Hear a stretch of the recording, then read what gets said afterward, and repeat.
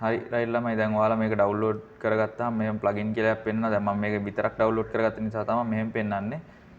එතකොට නැත්තම් ඔයාලට ලොකුවට එක්ස්ට්‍රැක්ට් කරගන්න ෆයිල් සෙට් එකක් තියෙනවානේ.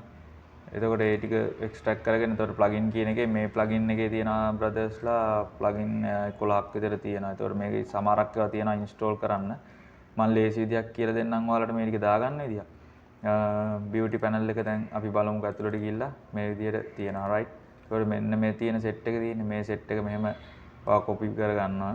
කොපි කරගෙන ඉවරලා ඔයා අලුත් ෆයිල් එක්ස්ප්ලෝරර් එකක් අරගෙන ඒක යනවා C එකට.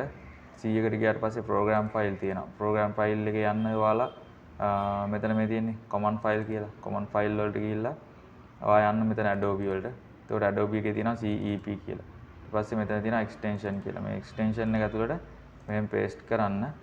right දැන් මේක මම අර කලින් paste කරලා තියෙන නිසා මෙතනින් මෙහෙම එකක් එනවා. නැත්තම් ඔයාලට කෙලින්ම continue එකක් දෙන්නේ මේ විදියට මෙහෙම continue එකක් දෙන්න.